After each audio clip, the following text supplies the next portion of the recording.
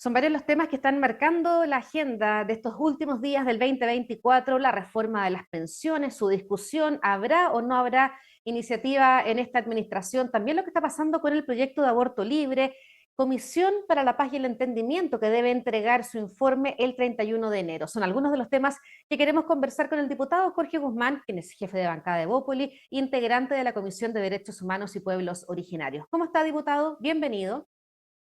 Muy bien, Gabriela, gusto de saludarte y saludar a todos quienes nos acompañan a esta hora. Gracias a usted también por su tiempo. A ver, como integrante de la Comisión de Derechos Humanos y Pueblos Originarios, me gustaría comenzar conversando con usted respecto a esta Comisión para la Paz y el Entendimiento. Tiene su plazo de entrega de este informe el presidente Gabriel Boric el 31 de enero, pero han ido surgiendo en los últimos días algunas ideas para llegar a una solución a este histórico conflicto indígena con el Estado. Primero, me gustaría saber qué expectativas tiene de lo que se pueda entregar de este informe, pensando ya en este conflicto histórico. A ver, yo creo que las expectativas que yo tengo, y creo que son las expectativas que todos debiésemos tener, es poder justamente encontrar una vía que garantice la paz y el entendimiento para un conflicto que existe en la macrozona sur y que sin duda que debe ser abordado por el Estado con una solución viable, una solución que en definitiva tenga viabilidad práctica. Por eso preocupa cuando se entregan algunos antecedentes, algunos planteamientos de algunos comisionados respecto a lo que se está discutiendo en dicha comisión, que se alejan de esa viabilidad, de la posibilidad de que esto, en definitiva, logre ese entendimiento tan esperado para un conflicto que se arrastra por tanto tiempo. Entonces, yo la verdad, Gabriela, que tengo expectativas de que esto se haga con cierta racionalidad, y yo creo que son las expectativas del mundo político para dar solución y entregar un informe final que sea viable y abordable desde la perspectiva política y desde la ejecución de políticas públicas. Me imagino que se refiere a la propuesta del ex convencional Adolfo Millabur, también lo que entregó Gloria Cayupe, entregar 380.000 hectáreas con vocación agrícola a comunidades mapuche. Justamente, o sea, esa petición se aleja de estos principios de racionalidad, de lo que significa un diálogo de paz y entendimiento. O sea, nosotros queremos que hayan soluciones, pero hoy día esas 300 y algo mil hectáreas no existen para efecto de poder entregárselas a los pueblos indígenas de la región de la Araucanía. Es muy difícil. Y Claro, frente a esa qué buen punto, dificultad, porque, perdón, diputado, porque uno se pregunta si el Estado dispone de esas tierras. o sea, claramente no se dispone de esas tierras, no se dispone de esa cantidad de tierras, y además que se plantean casos donde hoy día no existen tierras de viabilidad agrícola, sino que existen ciudades, existen pueblos, existen asentamientos, existen propiedad privada, usuarios, etcétera. Entonces el Estado no dispone de la posibilidad de entregar esas tierras y con ello difícilmente se va a lograr un buen acuerdo de paz y entendimiento. Entonces uno logra comprender el origen de la demanda, pero no logra entender que se plantee como algo que es intransigente, como que no tiene vías de adecuación, porque claramente ahí no vamos a poder tener un informe final que plantee una ruta, un camino de paz y entendimiento para este conflicto que requiere una solución. Sí, claro, el informe final no lo conocemos, hay ideas que han ido trascendiendo, pero hay algunos conceptos, el de la autogobernanza mapuche, el de las instituciones propias también que han salido a la luz, lo que para muchos, muchos dicen sería bien difícil llegar a un acuerdo con estas ideas sobre la mesa. Ya, Gabriela, de hecho, esas ideas me suenan y se parecen mucho a lo que estaba planteado en el proyecto de nueva constitución que fue rechazado por el El primer 66%, proyecto. el primer proyecto que fue rechazado por una amplia mayoría de chilenos y que incluso en la propia región de la Araucanía tuvo un rechazo absoluto, o sea, los pueblos originarios en un 70%, los pueblos indígenas no participaban, no adherían a esa propuesta. Entonces, la verdad que uno esperaría, insisto, que no reflotemos ideas que ya están caducadas, ideas que no tienen respaldo ni viabilidad política, ni viabilidad técnica, ni tampoco desde la sensibilidad social. Entonces, no deberíamos profundizar los problemas, sino que al contrario debiésemos solucionarlos. Y si bien es cierto, y tú bien lo dices, Gabriela, que el informe final aún no lo conocemos, son ideas que están dando vuelta y que ponen en una situación de tensión, de complejidad, a una comisión que busca la paz y el entendimiento. Entonces nosotros, yo creo que el Estado de Chile debe buscar, facilitar, apoyar para que logremos ese tan anhelado y ansiado informe de paz y entendimiento, pero que tenga viabilidad. De lo contrario, van a ser palabras vacías, difíciles de implementar o imposibles de implementar, que van a seguir profundizando un conflicto que, insisto, que requiere solución. Usted es parte de la Comisión de Derechos Humanos y Pueblos Originarios, y ahí le pregunto lo que se apunta respecto al tema de las instituciones propias. El diputado por la Araucanía, Jorge Rajbeck, decía que la idea es impracticable de la normativa que hoy nos rige, porque cualquier persona se podría autoidentificar como perteneciente a un pueblo originario.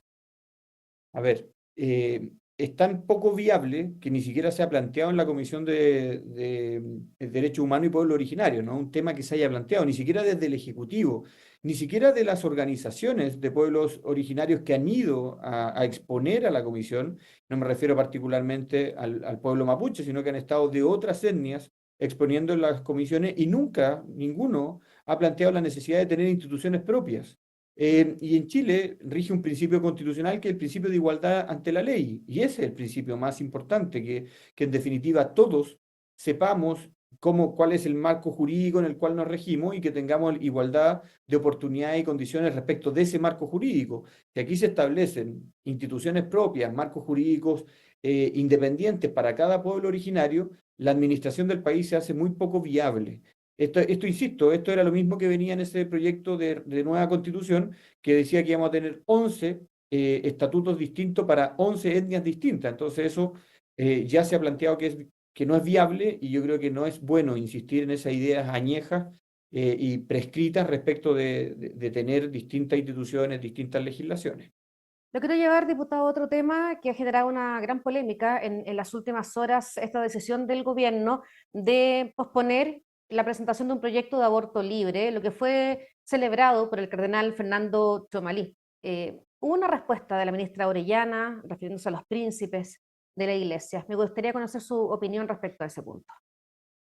A ver, la ministra Orellana comete nuevamente, no es primera vez, un error grave, que es en definitiva no entender el rol que ella representa. Ella es la ministra de la Mujer, del gobierno del presidente Gabriel Boric, y más que buscar confrontar y denostar a instituciones tan importantes como es la Iglesia Católica, debiese estar preocupado o preocupada de defender los derechos de la mujer y la igualdad de deberes, derechos y oportunidades que deben existir en nuestro ordenamiento jurídico. Yo no comparto el implementar e impulsar una ley de aborto.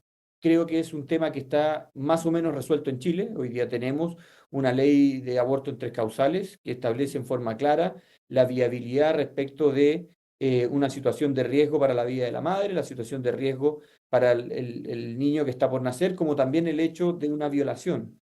Entonces, creemos que profundizar en esto, que es un debate que hoy día no tiene apoyo político, o sea, hoy día si uno fácilmente hace el análisis de lo que existe en la Cámara de Diputados y el Senado, ese proyecto de ley no va a ver la luz, por lo que representan y cómo han planteado los parlamentarios. Divide y complejiza las relaciones también ciudadanas. Es un tema que hoy día no polariza, pero claramente si el gobierno lo pone en la agenda va a generar cierta polarización. Pero si a uno le suma, además, las declaraciones de la ministra Orellana, que yo creo que ella tiene muy poca sensibilidad política, que no sabe cómo abordar los temas, creo que pone al gobierno en una posición muy compleja. ¿Por qué? Porque en definitiva pareciera que está gobernando para el 30% de apoyo que tiene a cualquier costo y ante cualquier cosa, y no para el 100% de los chilenos que requieren de un gobierno que esté preocupado de las verdaderas necesidades y urgencias que tiene el país. Yo, así como condeno y digo que las declaraciones de la ministra Orellana nuevamente le hacen mucho daño a Chile y mucho daño al gobierno, creo que son muy similares también a lo que hizo el presidente Boric al referirse respecto al proyecto de pensiones, donde dice que si esto va en contra de la AFP es un buen proyecto. Creo que el gobierno nuevamente le habla a la galería, le habla a su sector y no se preocupa de hablarle a Chile, que es lo que hoy día necesitamos. Ya lo quiero llevar al tema de las pensiones, pero respecto a las palabras de la ministra Orellana, ¿usted cree que ella debería pedir perdón? A ver, yo más que pedir perdón, creo que la ministra Orellana hace mucho rato debió haber salido del gabinete. Ella tiene mucha fuerza, mucha ímpetu cuando se trata de apuntar con el dedo a los que están fuera del gobierno. Lo hizo, y a mí me llamó mucho la atención, después del caso Monsalve, que apenas salió el caso de Jorge Valdivia, fue la primera que fue a hablar a un matinal en televisión. cuando dijo que el ministro Monsalve no era un portero. No sé si se recuerda de esas muy malas declaraciones. Posteriormente fue a la Cámara de Diputados y apuntó al Congreso Pleno diciendo que éramos cómplices o que guardábamos silencio respecto de casos en los cuales ella decía que el Congreso no había actuado de la forma que ella esperaría, cosa que no fue así y cosa que el propio Congreso Nacional le terminó pidiendo a través de una carta que nosotros enviamos desde los comités parlamentarios, que pidiera disculpas en la forma que se había referido y el trato injusto que había hecho el Congreso Nacional. Y la ministra Orellana, que tiene este ímpetu y esta fuerza, además para tratar de la forma que trató a un representante de la Iglesia Católica, no tiene la misma fuerza y la misma capacidad para apuntar y hacerse cargo de las vulneraciones de derechos que existen dentro del propio gobierno respecto de mujeres que han sido violentadas, y no me refiero solamente al caso Monsalve, han sido maltratadas y abusadas. Entonces, yo la verdad que creo que la ministra le quedó grande el cargo, y creo que estaría buena para opinóloga desde fuera del gobierno, pero para ser ministra de la mujer creo que le falta mucho. Bueno, ¿qué herramientas tienen ustedes como diputados para responder a esto que usted me está comentando respecto de la ministra Orellana? ¿Una acusación constitucional, tal vez? No, lo que pasa es que la acusación constitucional, Gabriela, responde, y así lo establece la propia ley, a ilícitos constitucionales. O sea, Mm. si la ministra estuviese infringiendo abiertamente la Constitución y las leyes, claro, sería susceptible de una acusación constitucional. Pero nosotros hoy día nos encontramos contra diferencias de opinión, diferencias de acción, la forma y el cargo, y se habla mucho de habitar el cargo. Yo creo que la ministra no ha entendido ni ha habitado el cargo. Ella se siente con un poder absoluto dentro del gabinete, integra el comité político y lo único que hace es tensionar las relaciones. Pregúntenle a los parlamentarios que fueron apuntados con el dedo dentro del Congreso Nacional. ¿Qué opinan de la gestión de la ministra Orellana? ¿Qué opinan los mismos partidos que ella representa cuando trata de príncipes al representante más importante de la Iglesia Católica en nuestro país? Entonces, de verdad que podemos tener diferencias de opinión, pero la verdad que uno tiene que respetar las opiniones distintas y no confrontarlas, y menos cuando se trata de una ministra de Estado. Mm. Usted nombró el tema de las pensiones, lo que dijo ayer el presidente Gabriel Boric respecto a las AFP. ¿Qué le parece esa intervención del mandatario cuando se supone que se estaba bien cerca de llegar a un acuerdo? Justamente, yo creo que complejiza, que nuevamente tensiona las relaciones cuando el presidente habla. Yo creo que es muy legítimo que el presidente hable de pensiones. Este proyecto nace de un mensaje presidencial, es un proyecto que nace desde el Ejecutivo. Ellos impulsan, ellos lideran, ellos son los que generan las mesas de diálogo y con quienes en definitiva se están construyendo los acuerdos. Entonces el presidente debiese tener un tono mucho más conciliador. Cuando el presidente, y no me gusta repetir los conceptos, pero habla desde la galería, cuando habla para su sector, cuando se aleja de lo técnico y lo profesional y se pone en la posición más de barra brava, a mí me parece que el presidente no está entendiendo, bueno, yo creo que a esta altura ya no entendió lo que significa habitar el cargo. Creo que lo hace con una madurez de representante que es evidente, y sin duda que pone en una situación difícil lo que significa construir acuerdos con un gobierno que por una mano te invita y te abraza y con la otra te tira piedras. Entonces, créanme que la figura del presidente Boric tensiona en un momento donde necesitamos todo lo contrario, donde Chile Vamos, y hablo particularmente en la UDI, el senador Juan Antonio Coloma, en Renovación Nacional, el senador Rodrigo Galilea, y en Evópolis, el senador Luciano Cruzcoque, están poniendo todos sus esfuerzos, están dejando todos, incluso su capital político, a disposición de construir un buen acuerdo, un responsable acuerdo para Chile en el tema de pensiones. ¿Y el presidente qué hace? Enfrentar a través de su celular lo que se está haciendo con declaraciones que a mi juicio son incendiarias y poco responsables. Diputado, ¿qué es a su juicio, un buen acuerdo en materia de pensiones? Porque hay una cantidad de ideas increíbles que circulan. Yo creo que un buen acuerdo es aquel que dé absoluta viabilidad a una reforma de pensiones desde la perspectiva técnica y profesional. Aquí yo creo que es mucho lo que se está jugando respecto del sistema de pensiones, y por tanto no podemos cometer errores, no podemos poner en riesgo el futuro de los chilenos. Aquí hay millones de chilenos que dependen de un buen acuerdo en materia de pensiones. Y aquí es un buen momento para justamente hacer concesiones recíprocas, conversar, dialogar, construir un acuerdo serio, pero por sobre todo respaldado por la academia y por la técnica. Este proyecto nació, Gabriela, con un aumento, por ejemplo, en el tema de cotización de un 6% Sí. para en su totalidad destinarlo a un sistema de reparto. Y ese sistema de reparto no tiene viabilidad técnica por ninguna parte. Y por eso el gobierno ha ido cambiando su discurso y se ha ido adecuando. Porque lo que tenemos que hacer es garantizarle a los futuros chilenos, porque este proyecto no resuelve en la práctica nada de los actuales pensionados, que van a tener buenas pensiones. Y paralelamente tenemos que entregarles soluciones a aquellos que hoy día están viviendo con las bajas pensiones. Entonces, yo creo que un buen acuerdo, Gabriela, no es el que deja más contento a mayor cantidad de gente, sino es que, en definitiva, nos garantice desde lo técnico, desde lo académico, que va a tener buenos resultados en el futuro. Hay dos puntos que son los más conflictivos. Se habla de esto hace bastante tiempo, el tema de la separación de la industria, reorganización de la industria y ese 6% al cual usted hacía mención. ¿Cómo se puede llegar ahí? ¿Cómo puede salir humo blanco respecto a esos dos puntos? Insisto, escuchando a los expertos, ¿ya? O sea, aquí podemos tener distintas posiciones, yo como político, y vamos a encontrar 155 voces distintas dentro de la Cámara de Diputados y otras 50 en el Senado, pero lo que nos va a dar seriedad y nos va a dar respaldo a lo que estamos haciendo es la prueba empírica de que las cosas dan resultados. Entonces, por ejemplo, en la creación de un sistema o una administradora de fondos de pensiones público, bueno, veamos la factibilidad que eso significa, veamos qué costos tiene y también veamos cuáles son los resultados en mejor competencia que va a existir entre las distintas administradoras de fondos de pensiones para que esos resultados los vean directamente reflejados las personas, los usuarios, que Mm. son quienes en definitiva tienen que ser nuestra preocupación. Y respecto del aumento de la tasa, todos sabemos que la tasa de cotización al 10% es baja, que no paga buenas pensiones, y por tanto tenemos que aumentar esa tasa. ¿A qué punto hemos llegado a un consenso que es el 6%? Ahora, el gobierno insiste en destinar parte de ese 6% para financiar políticas públicas. Nosotros estamos convencidos que las políticas públicas no se financian con la plata de los chilenos, se financia con impuestos generales.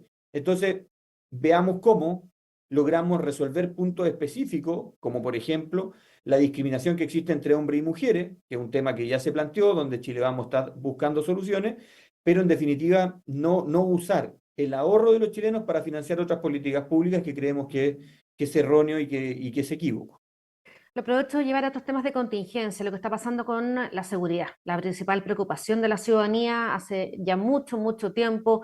Hubo un ataque incendiario ahí en Metrenco, también enfrentamiento entre bandas por droga en distintos lugares, no solo de la región metropolitana, también en otras zonas. ¿Cómo ha visto el manejo de esta situación por parte de las autoridades? A ver, nosotros desde el Congreso Nacional hemos buscado aportar a cómo nos hacemos cargo del problema de la seguridad que vive Chile. Prueba de ello es que hemos logrado aprobar una gran cantidad de proyectos de ley en materia de seguridad que sí han contribuido a poder enfrentar la crisis que vive el país. Me voy a referir a algunos, el proyecto de ley de usurpaciones. Hace pocos días atrás salió un reportaje en la prensa nacional donde se destaca cómo se han reducido los hechos de usurpación violenta, sobre todo en la macrozona sur, producto de la existencia de un proyecto de ley que se llama Ley de Usurpaciones, que logramos sacar en este gobierno y que no logramos sacarlo en el gobierno del presidente Sebastián Piñera por la oposición de quienes hoy día le toca hacer gobierno. Mm. Tenemos otros casos, Ley Nain Retamal, ley antiterrorista que no teníamos en Chile y que logramos sacarla hace pocas semanas atrás. Entonces, en definitiva, desde el Congreso se está haciendo un buen trabajo y hemos presionado también al Ejecutivo para poder lograr leyes que vayan en beneficio de enfrentar la crisis de seguridad. ¿Dónde creo, Gabriela, que tenemos el problema? Yo creo que es en las medidas administrativas. Yo creo que el gobierno ha hecho un buen diagnóstico, pero no ha implementado bien las medidas. El plan Calle sin Violencia, ¿cuál es el diagnóstico? Hay que copar, hay que tener más presencia policial en ciertos sectores que son de riesgo. Y con eso logran reducir la acción violenta o los delitos. Ahora, ¿qué pasa con los sectores donde no tenemos esa capacidad de tener más despliegue policial? Justamente ahí se traslada el delito y tenemos el delito nuevamente allá. Entonces, yo creo que hay políticas que deben ser a corto, mediano y largo plazo, pero que en definitiva tengamos que tener una mayor dotación policial, una mayor visibilidad del trabajo que están haciendo nuestras policías para efecto de poder contener los hechos violentos. Eso, con lo que hoy día tenemos, es difícil, porque Mm. no tenemos la cantidad de carabineros que esperaríamos o de policías que esperaríamos, pero creo que tenemos formas de mejor distribuir y también empezar desde ya a trabajar un plan de acción para ir mejorando la cantidad de fuerza policial disponible en el país. Yo creo que estamos en deuda en eso y eso también lo demuestra el Plan Calle Sin Violencia, que a mi juicio no ha producido los efectos esperados, pero sí ha acertado en el diagnóstico de lo que está pasando en el país. Bueno, supone que hay anuncios en los próximos días respecto a un reforzamiento de este plan Calle Sin Violencia. Diputado, lo lleva al 2025, un año de elecciones en el Congreso, también presidenciales. ¿Cómo ve Evópolis, cómo se proyecta Evópolis de cara al próximo año? Con mucha energía, estamos con mucho entusiasmo para poder enfrentar un año 2025 que es muy importante. Bien lo dices tú, Gabriela, tenemos elecciones parlamentarias y la verdad que ahí hay un desafío muy importante para Evópolis, por sobre todo porque nosotros estamos impulsando una reforma al sistema político que exige que para que los partidos sigan existiendo, perdón, tengan una mayor o mejor representación en el Congreso Nacional. Entonces, nosotros Eso ha que traído queremos. polémica. Hay quienes no están contentos con esa idea. Hay varios que no les gusta, Sí, incluso nosotros viéndonos perjudicados, porque si esa ley hoy día estuviese vigente, yo no sería parlamentario, pero a pesar de eso, exactamente. creo que es muy necesaria para poder resolver el problema del fraccionamiento en nuestro país. Entonces, es un desafío para Evópolis, crecer en su representación parlamentaria y también tener la capacidad de poder ser parte del futuro gobierno de este país. Nosotros creemos que el gobierno del presidente Boric no lo ha hecho bien para Chile. Y por tanto tenemos la legítima aspiración de tener un gobierno de Chile Vamos que administre y que le dé viabilidad y futuro a nuestro país. Y por eso el 2025 es esencial, desde la elección parlamentaria como también desde la elección presidencial para poder dar nuevo aire, nueva luz y nueva proyección a un Chile que de verdad que está bastante alicaído. Bueno, diputado, le queremos dar las gracias por su tiempo, que tenga un buen inicio del 2025. Igualmente, Gabriela, que tenga un muy feliz año y que todos aquellos que nos ven a esta hora y que nos vean a futuro, les vaya muy bien este nuevo 2025.